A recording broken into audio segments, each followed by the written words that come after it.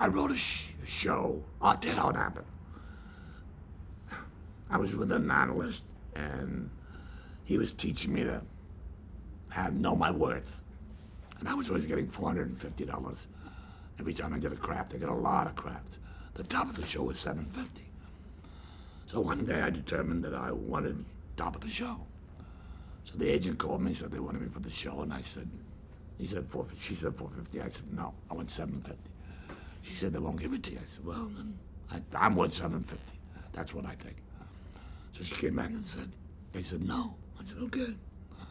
I said, I'm going to sit down on the morning that they're supposed to go to rehearsal. And by 10 o'clock Wednesday night, the following 10 days later, I will write a script. I will have a script finished. And I sat down and I finished it then. And I sold it to them for $2,750. And it starred everybody. James Barton and Zazu Pitts, Frank McHugh, cast. Cliff Robertson played the lead. And it was a fun thing. See, I was primarily an actor, so when I went on the air live, I had gone to do Gunsmoke. So I was in California. And I had said to the director, Paul Bogart, don't make this a showbiz script. This is about any man who's put 50 years of love into something shouldn't be discarded. But don't make it showbiz, because then it makes it special. Now I'm out there, I finished Gunsmoke, they take me in a limo to NBC, into a special room, and I'm looking at the television set, and it opens, the booth, and the clock, 9, 8, 7, it's all show business, and I knew, and I got so mad. I threw a chair at the set, I was so mad that they made it a show business kind of story, which it really wasn't. And I wasn't too happy with it.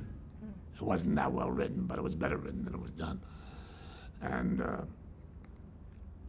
so I really had no, just didn't care for it that much. I had written something earlier that I had in the closet called Code of the Corner. And they said, I said, well, I have another story, and I gave it to them. They bought it right away, and it starred Walter Matthau. Walter came in the first day's rehearsal, and I'd known Walter many years. We played poker 50 years ago. So he came in and he handed me a wad of money. He said, hold this for me, will you? Now when they rehearsed in the morning, about 1 o'clock in the afternoon, one of these guys comes in, he said, let me have the money. It was $10,000. I'm talking about 1956.